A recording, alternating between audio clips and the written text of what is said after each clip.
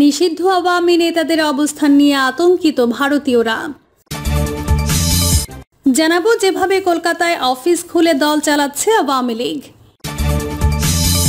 এবং সর্বশেষ জানাবো বিএনপিতে বিভক্তি পরিকল্পিতভাবে এগোচ্ছে জামায়াতে ইসলামী। এতক্ষণ শুনছিলেন সংবাদ শিরোনাম, এবার বিস্তারিত। নিষিদ্ধ আওয়ামী নেতাদের অবস্থান নিয়ে আতঙ্কিত ভারতীয়রা। ফ্যাসিস্ট হাসিনা ২৪-এর গণঅভ্যুত্থানে চোরের মতো লেজ গুটিয়ে ভারতে পালিয়ে গেলে তার পিছু পিছু নিষিদ্ধ আওয়ামী লীগের সাবেক সংসদ সদস্য, মন্ত্রী, এমনকি প্রভাবশালী নেতারাও পালিয়ে আশ্রয় নেয় সেই দাদাবাবুদের দেশেই। কট্টর ইসলাম বিদ্বেষী ভারতীয় প্রধানমন্ত্রী নরেন্দ্র মোদীও তাদের সাদরে গ্রহণ করে নেয়। ভারতীয় প্রধানমন্ত্রী তাদের জামায় আদরে রাখলেও দেশটির সাধারণ নাগরিকরা অনেকটাই আতঙ্কিত, ভীত, সন্ত্রস্ত নিষিদ্ধ আওয়ামী লীগের গণহত্যাকারী এসব নেতাদের ভারতে অবস্থান নিয়ে। বিগত এক বছরে ফ্যাসিস্ট হাসিনা সহ তার নিষিদ্ধ দলের নেতাকর্মীরা ভারতে আশ্রয় নিয়েছে নিজেদের ভূখণ্ড মনে করে। আর এই সময়ই বাংলাদেশে হাসিনার নামে শুধুমাত্র হত্যা ও মানবাধিকার লঙ্ঘনের মামলা হয়েছে প্রায় ২৫০টি। আন্তর্জাতিক অপরাধ ট্রাইব্যুনাল কর্তৃক জারি করা হয়েছে গ্রেপ্তারি পরোয়ানা। এ সময় আন্তর্জাতিক বিভিন্ন প্রভাবশালী গণমাধ্যমগুলো প্রমাণ পেয়েছে ফ্যাসিস্ট হাসিনার গণহত্যার কিংবা সরাসরি হত্যার আদেশ দেওয়ার। শুধু এতটুকুই নয়, গণহত্যার অভিযোগে বিচার না হওয়া পর্যন্ত নিষিদ্ধ করা হয়েছে ফ্যাসিস্ট হাসিনার দল আওয়ামী লীগের সকল কার্যক্রম। নিষিদ্ধ আওয়ামী লীগের সেই গণহত্যার মাস্টারমাইন্ড ফ্যাসিস্ট হাসিনা, কাওয়া কাদের খ্যাত ওবায়দুল কাদেররা যখন অবস্থান করছে নিজেদের ভূখণ্ডে, নিজের বাড়ির পাশে, তো আতঙ্কিত হওয়াটাই স্বাভাবিক ভারতীয়দের জন্য। যে হাসিনা নিজের দেশ জুড়ে নির্লজ্জ, বেহায়া, লেডি হিটলারের মতো গণহত্যা চালিয়েছেন, তিনি যে ভারতে কোনো এলোমেলো কিছু করবেন না তার গ্যারান্টি বাকি। হাসিনা তো নিজের স্বার্থে সবকিছুই করতে পারে। কথাগুলো বলছিলেন নাম প্রকাশে অনিচ্ছুক এক ভারতীয় সাধারণ নাগরিক। এদিকে আওয়ামী লীগের গোপন কিছু সূত্রের দেওয়া তথ্য মতে নিষিদ্ধ দলটির সাবেক অন্তত ৭০ জন সংসদ সদস্য, বিভিন্ন জেলার সভাপতি, সম্পাদক, উপজেলা পরিষদের চেয়ারম্যান, মেজর সহ শীর্ষ নেতৃত্বের প্রায় ২০০ জন ভারতের কলকাতা ও এর সংলগ্ন অঞ্চলে থাকছেন। এদের কেউ সপরিবারে থাকেন, আবার কোথাও একসঙ্গে কয়েকজন মিলেও একটা ফ্ল্যাট ভাড়া নিয়েছেন। কারো পরিবার মাঝে মাঝে বাংলাদেশ থেকে এসেও কিছুদিন কাটিয়ে যান সেখানে। এছাড়াও ভারতের আরও বিভিন্ন রাজ্যে অবস্থান নিয়েছেন ৫০ জনেরও বেশি সাবেক সংসদ সদস্য, মন্ত্রী সহ নিষিদ্ধ আওয়ামী লীগের প্রভাবশালী নেতারাও। মূলত এই বিষয়টি আরও আতঙ্কিত করে তুলেছে ভারতীয়দের। নিজেদের নাকের ডগায় যখন ঘুরে বেড়াচ্ছে প্রায় ১৫০০ ছাত্র জনতাকে হত্যা করা নিষিদ্ধ আওয়ামী লীগের গণহত্যাকারী সব মানুষরূপী নরপিশাচরা, তখন তো উদ্বেগ জানানোই স্বাভাবিক। ভারতের অন্যতম শহর কলকাতা কিংবা রাজধানী দিল্লি, কোথাও যেন এখন আর শান্তি নেই। ফ্যাসিস্ট হাসিনার আতঙ্কে এখন আতঙ্কিত ভারতীয়রা। একসময় হাসিনার পাচাটা দালাল ভারতীয় গদি মিডিয়াগুলোতেই আজ উঠে এসেছে ফ্যাসিস্ট হাসিনার বিরুদ্ধে দৃঢ় কণ্ঠস্বর, যেখানে স্বয়ং ভারতীয় সাধারণরা বলছেন, হটাও হাসিনা, বাঁচাও দেশ। এটা কি আর মোদিজির বাপের দেশ? তাদের মতে মোদি প্রধানমন্ত্রী হলেও একজন গণহত্যাকারী ফ্যাসিস্ট খুনিকে আশ্রয় দেওয়ার কোনো অধিকার তার নেই। হাসিনাকে বাংলাদেশের হাতে তুলে দিয়ে ভারতের করা ১ বছর আগের সেই পাপ মোচনেরও পরামর্শ ভারতীয় জনসাধারণের। যেভাবে কলকাতায় অফিস খুলে দল চালাচ্ছে আওয়ামী লীগ। কলকাতায় আওয়ামী লীগের গোপন দলীয় কার্যক্রম নিয়ে সম্প্রতি বিবিসি বাংলার একটি অনুসন্ধানী প্রতিবেদন নতুন করে রাজনৈতিক উত্তেজনার জন্ম দিয়েছে। প্রতিবেদনে উঠে এসেছে ২০২৪ সালের ৫ আগস্ট শেখ হাসিনার বাংলাদেশ ত্যাগের পর কলকাতার এক বাণিজ্যিক কমপ্লেক্সে দলটির একটি অঘোষিত পার্টি অফিস চালু হয়েছে, যেখানে নিয়মিত নেতাকর্মীদের বৈঠক হয়, চলে সাংগঠনিক কাজকর্ম। এই অফিসটি এমনভাবে গোপন রাখা হয়েছে যে বাইরের কেউ দেখে বুঝতে পারবে না এটি আওয়ামী লীগের সঙ্গে সম্পৃক্ত। এই দফতরে কোনো সাইনবোর্ড, জাতির পিতা বঙ্গবন্ধু শেখ মুজিবুর রহমান কিংবা হাসিনার ছবি নেই। এমনকি দলীয় নথিপত্রও সংরক্ষণ করা হয় না। দলের নেতাদের মতে এটি সচেতনভাবে করা হয়েছে যাতে দপ্তরের পরিচয় ফাঁস না হয়। কার্যত এটি একটি পুরনো বাণিজ্যিক অফিস, যার আসবাবপত্র আগের ভাড়াটিয়ার রেখে যাওয়া। আওয়ামী লীগের একজন নেতা বিবিসিকে জানান, প্রায় ৩০ থেকে ৩৫ জনের ছোট বৈঠক এই দফতরেই সম্ভব হলেও বড় সভার জন্য রেস্তোরাঁ বা ব্যাংকোয়েট হল ভাড়া করতে হয়। ১ বছরেরও কম সময়ে এই অফিসটি দলীয় নেতৃত্বের আড্ডা স্থলে পরিণত হয়েছে। রিপোর্ট অনুযায়ী বর্তমানে প্রায় ২০০ শীর্ষ নেতা কলকাতা ও সংলগ্ন এলাকায় অবস্থান করছেন, যাদের মধ্যে অনেক সংসদ সদস্য, জেলা সভাপতি, সম্পাদক, উপজেলা চেয়ারম্যান ও মেয়র রয়েছেন। এই ভারত কেন্দ্রিক সংগঠন চালনার বৈধতা এবং রাজনৈতিক তাৎপর্য নিয়েও প্রশ্ন উঠেছে। সরকারি তথ্য অনুযায়ী বর্তমানে ভারতে থাকা আওয়ামী নেতাদের মধ্যে বেশিরভাগই দলের হাইকমান্ড। শেখ হাসিনাও দিল্লির আশেপাশে অবস্থান করছেন। এ থেকেই অনেকেই ধরে নিচ্ছেন আওয়ামী লীগের মূল দিক নির্দেশনা এখন ভারত থেকেই আসছে।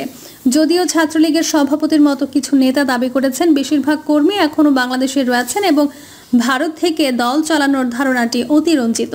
আওয়ামী লীগের ভার্চুয়াল যোগাযোগ ব্যবস্থাও বিস্তৃত হয়েছে। হোয়াটসঅ্যাপ, টেলিগ্রাম ও লাইভ সেশনের মাধ্যমে দেশের ভেতরের কর্মীদের সঙ্গে যোগাযোগ রাখা হচ্ছে। শেখ হাসিনাও মাঝে মধ্যে এসব ভার্চুয়াল বৈঠকে অংশ নিচ্ছেন। এসব বৈঠকে সরকারের বিরুদ্ধে জনমত গঠনের চেষ্টা, কর্মীদের সংগঠিত করার রণকৌশল ও ভবিষ্যতের প্রস্তুতি নিয়ে আলোচনা হচ্ছে। প্রাক্তন এমপি পঙ্কজ দেবনাথ এই ধরনের কার্যক্রমকে 1971 সালের প্রবাসী সরকারের সঙ্গে তুলনা করে বলেছেন, দেশে থাকলে হয়তো মেরে ফেলা হতো। দলীয় কাজ চালিয়ে যেতে ও পুনর্গঠনের জন্য বিদেশ থাকা ছাড়া উপায় ছিল না। তার মতে পাকিস্তানের নওয়াজ শরীফ কিংবা তারেক রহমানও একসময় বিদেশ থেকেই দল চালিয়েছেন। ভারতে থাকা আওয়ামী লীগ নেতাদের জীবনে বেশ কিছু পরিবর্তন এসেছে। অনেকেই মধ্যবিত্ত মানের জীবনযাত্রা বেছে নিয়েছেন, গণপরিবহন ব্যবহার করছেন, ফ্ল্যাট শেয়ার করে থাকছেন, সঞ্চয় দিয়ে খরচ চালাচ্ছেন। যদিও দলের প্রতি অনুগত শুভাকাঙ্ক্ষীরা অর্থ সাহায্য করছেন, পরিবার থেকেও সহায়তা মিলছে। এই গোপন দফতর ও ভারতে দলীয় তৎপরতা বিষয়ে ভারত সরকারের অবস্থান প্রসঙ্গে প্রতিবেদনে সরাসরি কিছু বলা না হলেও অনুমান করা হচ্ছে ভারতের স্বরাষ্ট্র মন্ত্রণালয়ের অনুমোদন ছাড়া এ ধরনের রাজনৈতিক কার্যক্রম সম্ভব হতো না। ফলে বিষয়টি ভারতীয় গোয়েন্দা সংস্থাগুলোর নজরদারিতেই আছে বলে ধরা যায়। তবে এ ধরনের দল চালানো নিয়ে সামাজিক মাধ্যমে ক্ষোভও দেখা দিয়েছে।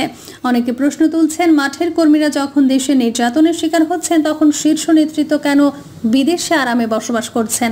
এই দ্বৈত বাস্তবতা আওয়ামী লীগের ভেতরে বাইরের সমালোচনার জন্ম দিয়েছে। দলের সাধারণ সম্পাদক ওবায়দুল কাদের অবশ্য এই সমালোচনা উড়িয়ে দিয়ে বলেছেন, বর্তমান অন্তর্বর্তী সরকার ইন্ডিয়া ফোবিয়া ও হাসিনা ফোবিয়াতে ভুগছে। তার দাবি, সরকারের ব্যর্থতার কারণে জনগণ শেখ হাসিনার শাসনামলকেই ভালো হিসেবে মূল্যায়ন করছে। ছাত্রলীগের সভাপতি সাদ্দাম হোসেন জানান, শুধুমাত্র আওয়ামীপন্থী পরিচয়ের কারণে হাজার হাজার শিক্ষার্থী ক্লাস করতে পারছে না, পরীক্ষার সুযোগ পাচ্ছে না, এমনকি সার্টিফিকেটও উইথহেল্ড করা হচ্ছে। এইচএসসি পরীক্ষায় বসার অধিকার পর্যন্ত খর্ব করা হয়েছে অনেকের। সব মিলিয়ে কলকাতার এই গোপন আওয়ামী লীগ অফিস শুধু একটি দলীয় ঘর নয়, এটি হয়ে উঠেছে বাংলাদেশের বর্তমান রাজনৈতিক বাস্তবতার প্রতীক। শরণার্থী রাজনীতির নতুন অধ্যায় শুরু হয়েছে, যেখানে ভার্চুয়াল সভা, পর্দার আড়ালের বৈঠক এবং প্রতিরোধমূলক কৌশলে দল বাঁচিয়ে রাখার মূল অস্ত্র। তবে কতদিন ধরে এই নির্বাসিত অবস্থানে দলটি টিকে থাকতে পারবে এবং কবে আবার বাংলাদেশের রাজনীতিতে সক্রিয়ভাবে ফিরতে পারবে, সেই প্রশ্ন আপাতত অনিশ্চিত থেকে যাচ্ছে। বিএনপিতে বিভক্তি পরিকল্পিতভাবে এগোচ্ছে জামায়াতে ইসলামী। দক্ষিণ পশ্চিমাঞ্চলের গুরুত্বপূর্ণ জনপদ মাদারীপুরে 3 যুগেরও বেশি সময় আধিপত্য ছিল আওয়ামী লীগের। তবে আগামী নির্বাচন ঘিরে নতুন হিসাব নিকাশ কষতে শুরু করেছেন এলাকাবাসী আর সম্ভাব্য প্রার্থীরা। ফ্যাসিবাদ বিদায় হওয়ায় বিএনপি, জামায়াতে ইসলামী, ইসলামী আন্দোলন, খেলাফত মজলিস সহ বিভিন্ন দলের নেতারা ফুরফুরা মেজাজে নির্বাচনী প্রচার চালাচ্ছে। জামায়াতে ইসলামী সহ ইসলামিক ঘরানার দলগুলো মানুষের মন জোগাতে মাঠে নেমেছে। এরই মধ্যে পুরো জেলা জুড়েই সম্ভাব্য প্রার্থীরা নানা কর্মসূচির মধ্য দিয়ে সাধারণ মানুষের নজর কাড়ছেন। 5টি উপজেলা ও 4টি পৌরসভা নিয়ে মাদারীপুরের 3টি আসন। আড়িয়াল খাঁ, কুমার, নিম্ন কুমার সহ ছোট বড় 7টি নদী বেষ্টিত মাদারীপুর জেলায় গত নির্বাচনে মোট ভোটার সংখ্যা ছিল 4,03,742 জন।